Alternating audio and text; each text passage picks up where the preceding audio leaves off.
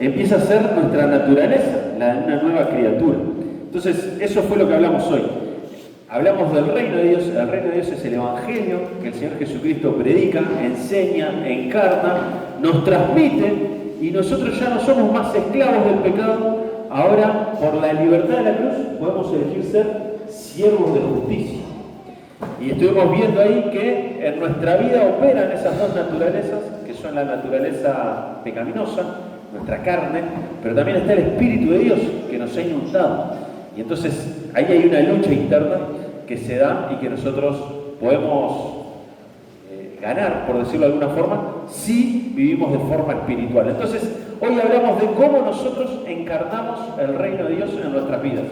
Pero ahora de tarde quiero que pensemos, o ahora de noche en realidad, que pensemos cómo el reino de Dios tiene que impactar en nuestras familias. Y a esto le puse un título que es Familias con perspectiva de reino. Vieron que ahora está muy de moda eso, ¿no? Perspectiva de... Entonces todo se mira a la luz de una perspectiva. Eso quiere decir que hay una cosmovisión que nos permea de tal forma que yo veo el mundo de acuerdo a una perspectiva. El Señor Jesús nos ha introducido en el reino de justicia, y ese reino a nosotros nos permite tener una perspectiva distinta a la hora de mirar algo. ¿Alguna vez le pasó de...? Sí, esto les ha pasado seguro. Conocen a una persona, primera vez, la ves y decís, esta persona es asquerosa. ¿No? Mirá esta persona, ¿quién se cree que es? Y ya te queda como esa idea de que esa persona es infumable. Sin embargo, por cuestiones de la vida, un día te sentás a conversar con esa persona, empezás a profundizar, sí, pero no era tan asqueroso, no era tan como yo había pensado. De hecho, algunos terminan casándose con esa persona, ¿no? Y la historia es al principio no lo podía ni ver, y ahora tampoco, no, ahora sí lo puedo ver, ¿no? Ahora, entonces, qué impresionante, ¿no? Cómo nos cambia la visión en la medida que vamos conociendo. A veces reafirmamos y decimos, sí, efectivamente esta persona es lo que pensé. Pero cuando nosotros vamos conociendo al Señor Jesús, cuando el Señor Jesús se va haciendo carne en nuestra vida, nosotros empezamos a ver el mundo como Él lo ve. Y lo que quiero compartir ahora con ustedes tiene que ver con cómo nosotros estamos viendo el mundo en nuestra casa, en nuestra familia. De hecho, es fantástico venir a hablar a un lugar donde básicamente no me conocen mucho. Pues yo les puedo decir, soy el mejor padre del mundo, y ahí Miquea va a levantar la mano y decir, papá, pero vos el otro día. Pero ustedes no tienen ni idea. Miquea no va a levantar la mano porque efectivamente soy el mejor papá del mundo. Pero... Entonces, qué interesante esto, ¿no? ¿Cómo somos en casa? En casa es donde mejor nos conocen. En casa es donde ahí no puedes ocultar nada. Capaz que venís a la reunión y sos el mejor esposo del mundo, o la mejor esposa, pero en casa. Entonces, que podamos pensar en esta hora cómo nosotros en nuestra casa, con nuestra familia, con los seres cercanos que tenemos ahí todo el tiempo, cómo vivimos el reino de Dios en nuestra vida. Cómo vivimos esa perspectiva, cómo vemos el mundo, cómo interactuamos, cómo intercambiamos, en función de qué hacemos lo que hacemos. ¿Por qué hacemos lo que hacemos en casa? ¿Es solo por conveniencia para lograr esto o aquello? ¿O estamos mirando como Cristo miró el mundo? ¿O estamos mirando con perspectiva de reino? Y hay algo interesante que quiero leer con ustedes ahora, que está en Colosenses, así que les invito a buscar esa carta, que tiene que ver con... Saben que en la Biblia hay varios pasajes que nos enseñan cómo nosotros debemos interactuar en casa. Hay varios pasajes, hay uno en Efesios, hay otro en 1 de Pedro, hay otro en Colosenses, hay en Romanos. Son pasajes que nos dicen cómo los maridos tenemos que tratar a las esposas, cómo las esposas tienen que tratar a los maridos, cómo los hijos a los padres, cómo los padres a los hijos. Hay varios, yo elegí este y ahora les voy a contar por qué elegí. O sea, podría haber elegido cualquiera y hubiese sido lo mismo, pero este me pareció interesante. Ahora les voy a contar por qué. Dice el capítulo 3 de Colosenses, versículo 18, ya todos lo tienen, dice, casadas están sujetas a vuestros maridos como conviene en el Señor. Hago una pausa ahí para que la piensen. Maridos, amad a vuestras mujeres y no seáis ásperos con ellas. Hijos, obedeced a vuestros padres en todo, porque esto agrada al Señor. Padres, no exasperéis a vuestros hijos, para que no se desalienten. Y encontramos como esas categorías básicas de una casa, que son la relación entre un padre y un hijo. A veces capaz que no nos criaron, no nos están criando nuestros padres, nuestros progenitores, capaz que hay otra figura que está ejerciendo ese rol, pensá en esa figura. Esposo, esposa, y nos manifiesta acá cómo tenemos que tratarnos, y básicamente lo que dice es, esposa, estate sujeta a tu esposo, dice. Esposo, ama a tu esposo y no seas áspero. Hijo, obedece a tu papá. Papá, no seas áspero con tu hijo. Y como que parece que el consejo es ese. Parece, no, es ese, ¿no? Y ahí queda el consejo. Ahora, si uno lo piensa así, este consejo, lo saca de contexto, lo trae acá, podríamos hablar rato de qué quiere decir esposa, estate sujeta a tu esposo, esposo, ama a tu esposa, hijo, obedece, padre, no exasperes. Podríamos hablar de eso un rato y estaría bueno. Podríamos hacer un taller sobre esta temática. Pero yo no quiero hablar tanto de esto como de qué es lo que mueve esto en nuestra vida. Es decir, nosotros podemos agarrar esta lista y obedecerla, pero mucho más importante es permitir que sea Cristo el que se desarrolle en nosotros, para que esto sea lo que brote de nuestro interior, para que sea un fruto en nuestra vida, y no para que sea una carga. Mis padres me tienen re podrido, no los aguanto más, pero allá la retiro dijeron que tengo que hacer caso a estos inservibles. O sea, al final eso es contradictorio, porque no hay el Espíritu.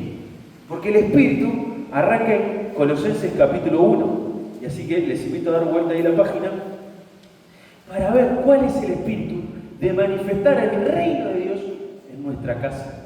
Cuando hablamos del reino de Dios, no estamos hablando de mandar. Hay algo interesante, ahora cuando leamos este pasaje lo vamos a ver, pero hay algo interesante en la Biblia que es que Cristo nos redime, es decir, nos compra de la esclavitud del pecado, nos introduce al reino de Dios. Y ahora que somos parte de ese reino, hay un dicho que me enseñó una profesora de historia en el liceo, que después lo empecé a escuchar por todos lados, y dice, ¿querés conocer a Pedrito? ¿Escucharon una vez? Dale un carguito. ¿Querés conocer a Pedrito? Dale un carguito a ver si era tan humilde. Nosotros hemos sido introducidos en un reino, pero no en el que se nos da un carguito y ahí se nos suben todos los humos a la cabeza. Dios nos ha introducido un reino en el que reinar es servir. Esa es la gran diferencia del Evangelio con todas las otras estructuras humanas. Esto Jesús lo dice.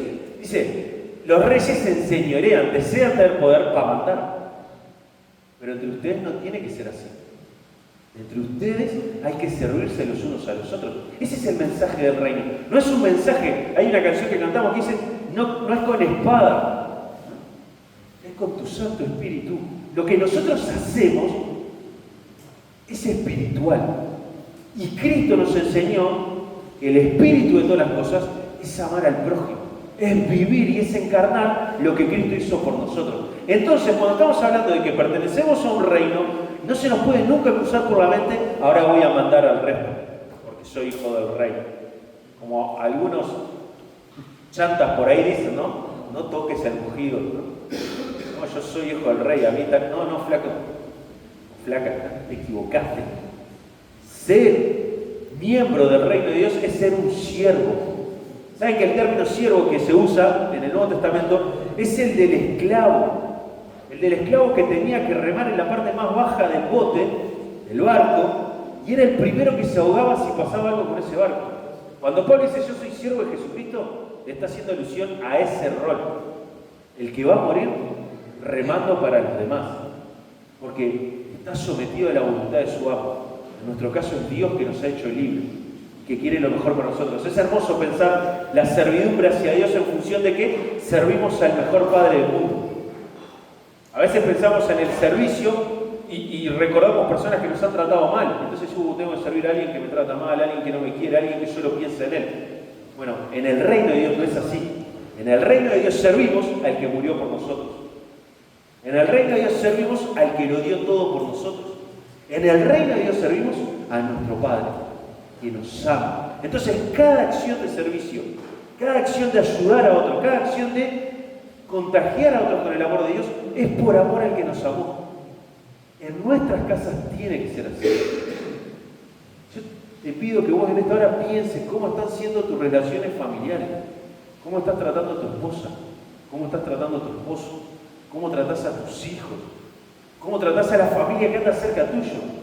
A veces capaz que es un primo, un tío, ¿cómo lo tratás? A veces como no son cristianos, parece que nos podemos dar el lujo de no tratarlos tan bien, porque total no son cristianos, yo tampoco me tratan bien. No, acá el apóstol Pablo en Colosenses, ese texto que leímos, eso me encanta porque cuando dice, maridos, amad a vuestras mujeres, no dice si ellas se sujetan a ustedes. Cuando dice, hijo, obedece a tus padres, no es si tus papás son macanudos. Es por amor que tenemos que hacer esto. Y vamos a leer ahora Colosenses capítulo 1. Nosotros leímos el final, ese consejo práctico a la vida familiar. Pero todo eso toma cuerpo en estos versículos, capítulo 1, verso 9. Dice, el apóstol Pablo está escribiendo y dice, por lo cual también nosotros, desde el día que lo oímos, no cesamos de orar por vosotros y de pedir que seáis llenos del conocimiento de su voluntad en toda sabiduría e inteligencia espiritual. Es decir, el apóstol Pablo ora por los hermanos en Colosas. La carta es escrita a un grupo de hermanos que se reunían en una ciudad llamada Colosas. Ora para que ellos conozcan más a Dios, para que ellos profundicen en el conocimiento de Dios, para que ellos puedan entender mejor quién es Dios, para que puedan comprender mejor qué es el sacrificio de Jesucristo. Y sigue, dice el verso 10, para que andéis como es digno del Señor, agradándole en todo, llevando fruto en toda buena obra. Es decir, oro para que ustedes conozcan más a Dios, para que agraden a Dios y lleven buena obra. Esto es interesante. El mensaje del Evangelio es siempre el mismo, no cambia. Cristo murió por nosotros, nos traslada a su reino, nos da una cosmovisión del mundo para que nosotros agrademos a Dios y sirvamos al prójimo. Eso es todo. No hay más nada que decir, terminé, me voy. Eso es todo del Evangelio. Después, si Cristo viene y va a estar 7 años de tribulación y después 1000 años, o si Cristo si ya arrancó, está bueno, podemos charlar, cada uno tendrá su perspectiva, pero el Evangelio es esto. Lo otro son como aderezos. Pero lo nutritivo del Evangelio es esto. ¿Se acuerdan cuando el carcelero de Filipos está asustado, aterroradísimo y se va a matar? Y le dice a Pablo, le dice, ¿qué tengo que hacer para ser salvo? Y Pablo agarra y le recita todo el Antiguo Testamento de memoria. Dice, te lo tenés que aprender de memoria ahora. Pablo agarra y le dice, bueno, lo más importante escatológicamente es que vos sepas que... O le dice, bueno, lo importante es que vamos a hacer un curso de teología sistemática de 3 años, vos vas a aprender todas las doctrinas, y después de eso vas a considerar a ver si Dios te acepta. No, le dice, cree en el Señor Jesucristo y serás salvo. Cree en el Señor Jesucristo. Ese es el máximo conocimiento que nosotros podemos adquirir. Creer en Él, y después se abre el resto. Es decir, si vos hoy estás acá, estás porque Dios quiere que vos le conozcas más. Pero el primer conocimiento, el amor a primera vista, es entender que murió en una cruz para darte salvación. Dice el apóstol Pablo en Efesios que todos nosotros estamos muertos en nuestros delitos y pecados. No teníamos vida. Andamos como zombies en este mundo. Pero Cristo muere para darnos salvación. Y una vez que entendemos la base del Evangelio, que es cree en el Señor Jesucristo y serás salvo, ahora sí yo puedo empezar a pensar cómo ser un buen esposo, una buena esposa. En términos de la obra de Dios, ¿no? En términos de lo que Dios quiere. Todo eso se hace real si ya pasó esto en nuestra vida. Por eso tenemos que tener mucho cuidado cuando le pedimos a personas que empiezan a arrimarse a la iglesia o que empiezan a estar cerca y todavía no han creído en Cristo. Tenemos que tener mucho cuidado cuando le empezamos a demandar que actúen como si fuesen cristianos. Eso es peligroso, porque terminamos generando una religión en las personas. Y las personas pueden llegar a sentirse bien porque están siendo buenos cristianos y encajando bien sin haber conocido al Dios verdadero. Es decir, actúan como, pero no le conocieron. Si hemos conocido realmente a Dios, ya estamos del otro lado. Podemos pensar en las relaciones familiares. Pero lo primero es tener ese conocimiento y profundizar en ese conocimiento. Y es hermoso pensar que el conocimiento de Dios no tiene que ver con teoría, tiene que ver con experiencia. La experiencia que nosotros tengamos con Dios no tiene que ver con teoría, tiene que ver con relación. ¿Cuánto tiempo yo paso con Dios? Y ahí a veces, cuando hacemos esa pregunta, se nos viene a la mente cuánto tiempo estamos haciendo el devocional, cuántas veces al día oramos. No. Es cuánto tiempo en el día somos conscientes de su presencia en nosotros. Hay una canción que dice, entra en la presencia. ¿No hacen? Yo soy horrible cantando la canción, pero hace poco pensaba, por lo menos esa frase, me parece que no es tan acertada.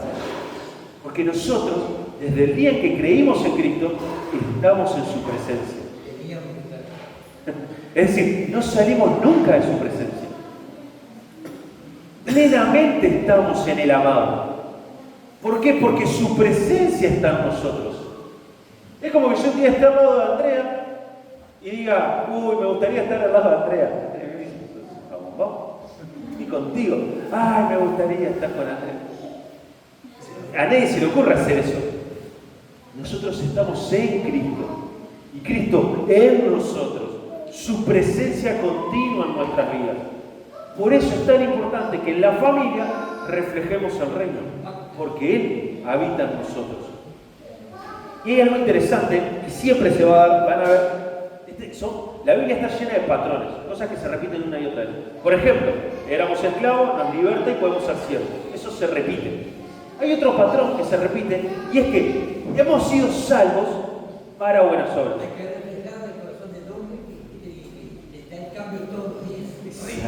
Exacto. Todos los días el Evangelio. De hecho, cada vez que predicamos en la iglesia, si ustedes analizan, si es más o menos sana doctrina, más o menos siempre es lo mismo. Escuchar una historia nueva, justo el que habla tiene una impronta, pero más o menos los mensajes son todos los mismos. Estén contentos con eso. Si en la iglesia pasa eso, eso es bueno. El problema es cuando empieza a haber enseñanza que nunca había escuchado. ¿Dónde salió? Ahí tengan cuidado. Pero qué hermoso poder pensar este otro patrón. Somos salvos para buenas obras. Somos salvos para glorificar al Padre.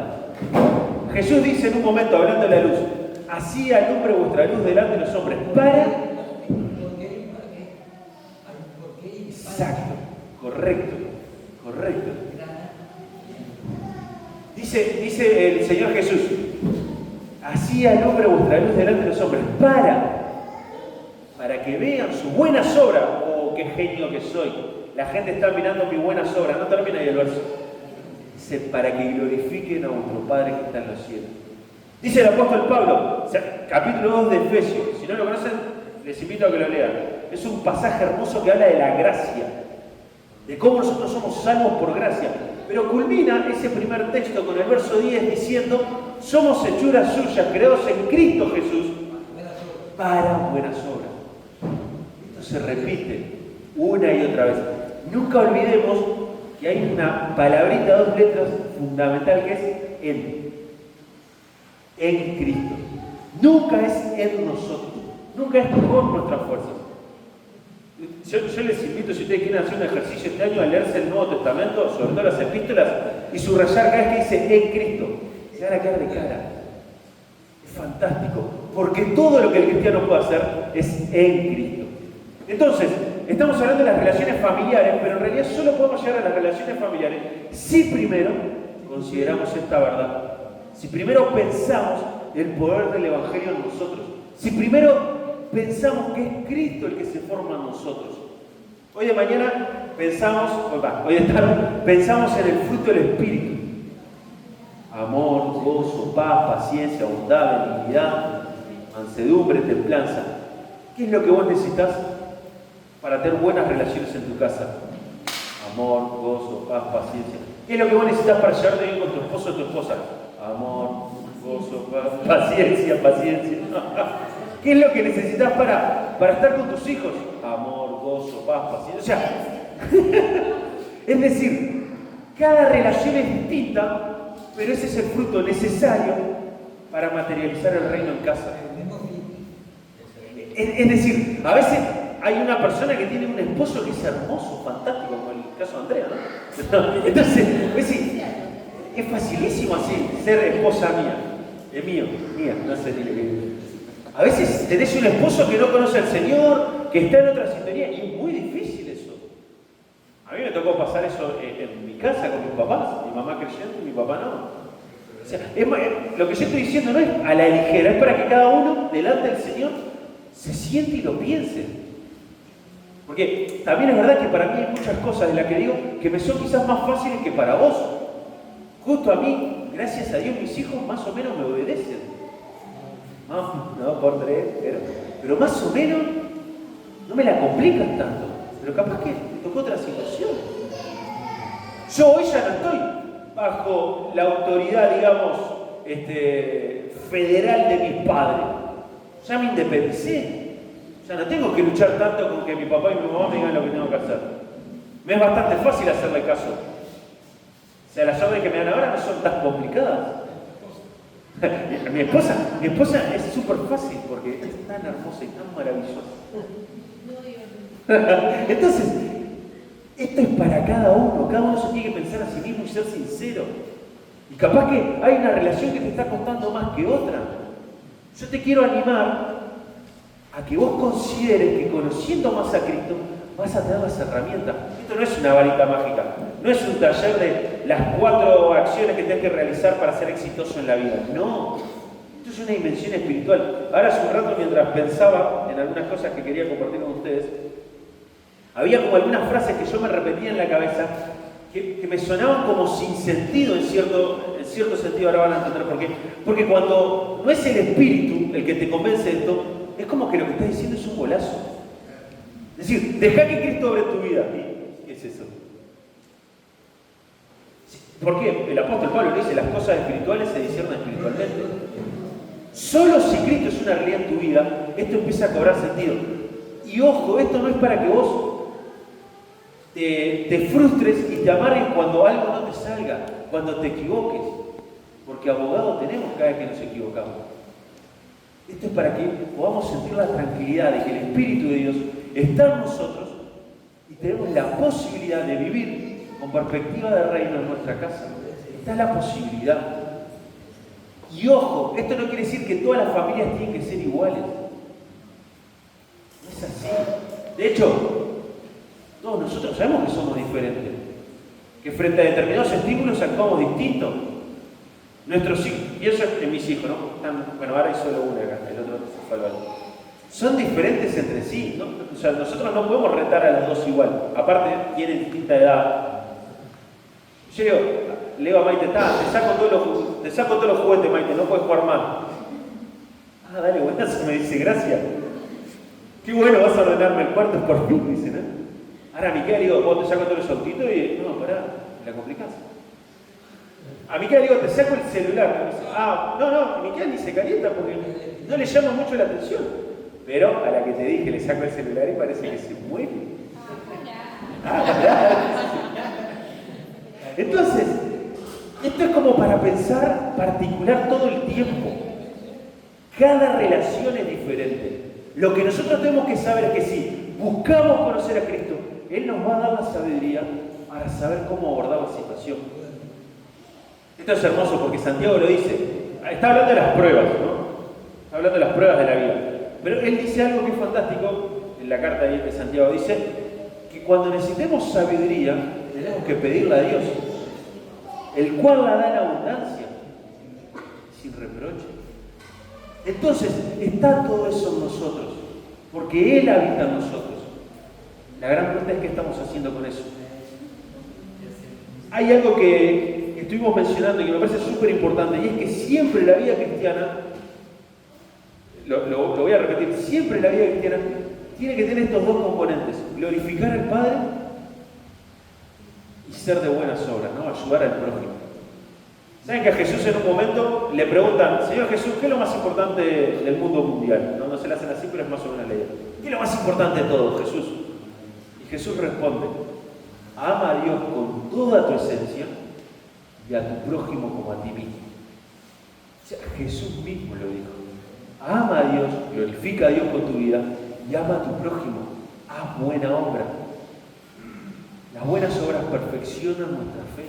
En la medida en que nosotros andamos y transitamos las buenas obras, vamos a disfrutar más de la presencia de Dios en nuestra vida. Ahora, todo esto es un movimiento espiritual. Y esto es algo que yo pensaba que es difícil entender si el Espíritu de Dios no está con vos.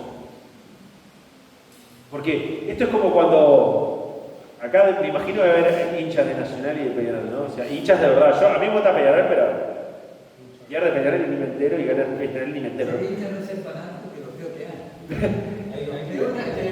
hay. Ahora, pero conocemos gente en el mundo que no es cristiana que es hincha, ¿no? Digo, tenemos algún primo que no cree en Cristo que es hincha. Ahora, ese hincha, vos le empezás a hablar mal de su cuadro y de forma hasta irracional te lo empieza a defender.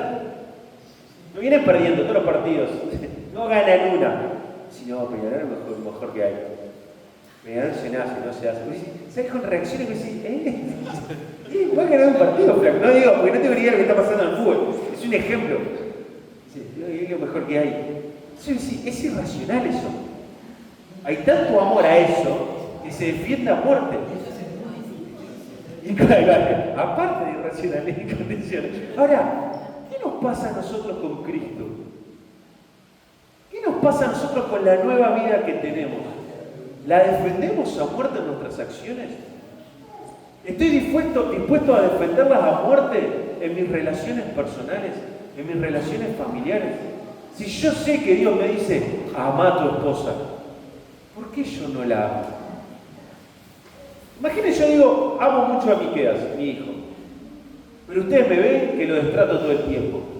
No, si yo, Miqueas, lo amo tanto, mi hijo el más chiquito, qué lindo, correte, abogado.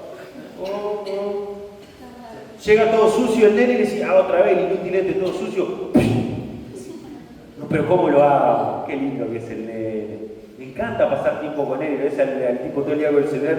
Papá, quiero jugar. Correte, nene. Es incongruente eso, ¿no? Nosotros decimos, no, yo amo a Dios. ¿Vivimos conforme a su voluntad? No, yo amo a mi esposa. ¿La amamos como Cristo amó a la iglesia? No, yo amo y valoro a mis hijos. Estamos viviendo para ser un ejemplo íntegro de lo que Cristo quiere. ¿Saben que hay algo? Yo como que lo empecé a pensar hace un tiempo, pensando en las relaciones familiares, y esto es mío. ¿Ah? Esto es algo mío, yo se lo cuento. Y me di cuenta que había faltado a muchos cumpleaños de mis sobrinos. ¿Saben por qué? Por ir a las reuniones de la iglesia. Y me di cuenta que no había pasado el tiempo que otros tíos pasaban con mis sobrinos. Entonces yo quería llevarlos a la escuelita el domingo. Pero ¿qué tipo de referencia tenían conmigo? Si en el cumpleaños, en el que todos los tíos les llevaban un regalo, ¿saben quién no está? El religioso. Esto es mío, esto lo razoné y lo pensé yo. Me pasó a mí. No estoy diciendo que le tenga que pasar, no estoy tratando de que nadie extrapole nada, les estoy contando un ejemplo mío. ¿Por qué? Porque ¿saben que Dios cuando nos pida cuenta, nos va a pedir cuenta de nuestros entornos? Nos va a pedir cuenta de lo que hicimos con los nuestros. Mañana vamos a hablar de la iglesia y de la importancia de la iglesia. De la importancia de que la iglesia sea el alma del reino. Súper importante. Esto es fantástico. Pero nosotros no nos podemos olvidar nunca de que la única lucecita que se hace en casa sos vos. Si venís de un hogar donde sos el único cristiano, la única lucecita que ilumina en esa oscuridad sos vos. Si venís de una familia donde todos creen otra cosa y el único que puede levantar la voz de Cristo en amor sos vos. Esto me encanta pensarlo en relación a lo laboral. El único que tiene acercamiento pleno a mis compañeros de trabajo para predicarle el Evangelio, ¿saben quién es? Soy yo. El único que tiene acercamiento para predicarle el Evangelio a los compañeros tuyos, sos vos. Imagínate si yo tengo que ser misionero para ir a predicarle a los compañeros de él. Nada que ver tenemos. Y vos ya pasás todos los días determinada cantidad de horas con ellos. Bueno, en casa es igual. ¿Quién pasa más tiempo al lado de tu familia que vos? Vos sos el Cristo que ellos están viendo. Cristo en nosotros, esperanza de gloria. Entonces, para poder pensar en las relaciones interpersonales, para poder pensar en cómo tratar a papá, a mamá, cómo tratar a nuestros hijos, cómo tratar a nuestra esposa, a nuestro esposo, antes de eso, tenemos que ver cómo está nuestro corazón. Si realmente estamos creciendo en el entendimiento de que todo lo que hacemos es para gloria al Padre y por amor al prójimo. Para buenas obras. Si ustedes leen las epístolas de nuevo, los patrones se repiten, es impresionante. Porque el Evangelio es el mismo. El Evangelio que vivía Pablo cuando escribía a los romanos es el mismo que vivía Pablo cuando escribía a los gálatas. Se adecuaba al contexto. Estos hermanos estaban en esto y estos otros en esto. Pero los patrones son lo mismo. Cristo vino a salvarnos, nos salva para que nosotros glorifiquemos al Padre y sirvamos al prójimo. Exacto, exacto. Gloria a Dios que tenemos un abogado que intercede por nosotros, que podemos confesar nuestros pecados y Él nos limpia de todo pecado y de toda maldad. ¿Saben que ese pasaje de 1 Juan, capítulo 1, verso 9, dice: si confesamos nuestros pecados, Él es fiel y justo para perdonarnos de todo pecado y limpiarnos de toda maldad? Yo siempre lo usé para las personas que no conocían a Cristo, ¿no? Cuando estaba hablando con alguien que no conocía a Cristo, era uno de los pasajes que le recitaba para llamarlo a la posibilidad de arrepentirse. Y un día lo estaba leyendo, yo estaba en una situación de no estar tomando buenas decisiones, y estaba leyendo ese pasaje, y yo dije: este pasaje es para mí. Ese pasaje está escrito a hermanos, ese pasaje está escrito a personas que ya conocieron a Cristo. Claro que también sirve para los que no, para que tengan su primer encuentro, pero es para nosotros. Entonces, yo te invito a que en esta noche vos no te sientas mal por quizás el mal hijo que has sido hasta ahora, o quizás el mal esposo, o el mal lo que sea. Este es momento de confesar nuestros pecados y descansar en que Él nos perdona. Cantamos una canción, creo que ahora, sí, esa que dice que echó nuestra maldad, echó nuestra maldad en lo profundo del mar. Ese pasaje que está ahí en mi izquierda. Qué hermoso es recordar eso. Cristo ya nos perdonó y nos invita ahora a vivir una vida enfocada en el reino de Dios. ¿En dónde? En nuestra casa, en nuestras relaciones más cotidianas, en nuestros vínculos más diarios. Pero todo eso es posible si nosotros primero entendemos que lo que Él quiere es que agrademos al Padre y que hagamos buenas obras. Para terminar, quiero terminar de leerles el pasaje. Y dice, versículo 11: fortalecidos con todo poder, conforme a la potencia de su gloria, para toda paciencia y longanimidad, ¿no? Larga vida, con gozo, dando gracias al Padre que nos hizo aptos para participar de la herencia de los santos de luz, el cual nos ha librado de la potestad de las tinieblas y nos ha trasladado al reino de su Hijo amado, en quien tenemos redención por su sangre, el perdón de pecados. Nos sacó de las tinieblas, del pecado, nos trae a su reino y ahora nos enseña cómo vivir como siervos de justicia. Es decir, es el mismo patrón. Éramos esclavos del pecado, nos hace libres para que nosotros elijamos ser siervos, para agradarle a Él en todo, para andar en buenas obras. Queridos hermanos, que en esta noche podamos pensar cómo estamos en casa. ¿Cómo estamos en casa? ¿Vieron a veces cuando dicen: ¿y por casa cómo andamos? Sí, ¿cómo andamos? ¿Y por casa cómo andamos? Bueno, por casa cómo andamos. Y esto me encanta porque acá hay familias. Quiero hacer un paréntesis. Esto no es para que vos pienses en el otro integrante. Este no es el momento para que digas: ¡ah, qué buen mensaje para mi padre! ¿No? Que es lo que estaba pensando Mike. No. Esto no es para que digas: mirá, esto a mi esposo. No, esto es para vos. Sí, para vos. En este momento te estás sintiendo identificado. Es para vos. Es para mí. ¿Cómo estamos en el conocimiento del Dios eterno? ¿Cómo estamos en el discernimiento de que todas las cosas son para su gloria y para servir al prójimo? cómo estamos por casa, cómo está nuestra relación. Capaz que estás peleado con algún familiar que no está acá. Yo te invito a que no te vayas a dormir hoy sin siquiera mandar un mensajito. No, ahora tenemos acceso al celular, esto es fantástico. Vos perdoname, el lunes cuando ando por allá te voy a visitar, tal día te voy a visitar. Perdoname, la macañé, no estuve bien. O capaz un te amo, ¿cuánto hace que no le decimos te amo a esa persona que realmente amamos? Capaz que es una oportunidad. O capaz esa persona está acá. Qué linda oportunidad hoy, ¿no? Para decirle vos, realmente te amo. Agradezco a Dios por tu vida. Quiero seguir reflejando junto a vos a Cristo. Quiero que juntos podamos vivir una vida junto a Cristo en nuestro hogar. Qué linda noche esta, ¿no? Para tomar ese tipo de decisiones. Para volver al primer amor. O para empezar en ese primer amor. Oramos. Gracias, Padre nuestro, por este tiempo.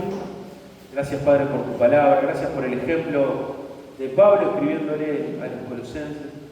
Gracias por esos consejos para la vida familiar. Pero sobre todas las cosas, gracias porque tu Espíritu está en nosotros. Gracias porque nos has trasladado del imperio de la muerte al imperio de la vida, al reino de la vida, para que te agrademos, para que te reflejemos, para que amemos a nuestros propios. Gracias, Padre, por tus palabras. Gracias porque nos amas. Gracias porque en Cristo vemos el amor eterno reflejado en ese sacrificio en beneficio de cada uno de nosotros. Ayúdanos, Padre, a tomar ese ejemplo como el ejemplo de vida, como la perspectiva que nos guía en nuestras casas, para que nuestras casas sean hogares con perspectiva de reino. Gracias por esta noche, gracias por la oportunidad de estar juntos. Pedimos por nuestros familiares que hoy no están acá, Señor, que también trabajes en sus corazones. Quizás tenemos familiares que están lejos de vos, que están apartados, que nosotros podamos ser esos hermanos que ayudamos a que ese pecador vuelva. Quizás tenemos familiares que aún no te conocen. Danos la sabiduría, Señor, danos la gracia, danos la capacidad para poder alcanzarle, Señor, con tu palabra. Y si quizás hay alguna relación que está cortada, que nos ayude, Señor, a volver a trabajar esa relación, a empezar a crecer nuevamente, a dejar atrás las cosas del pasado y vivir este presente contigo. Te amamos, Padre, y te agradecemos por esta noche en el nombre de Jesús. Amén.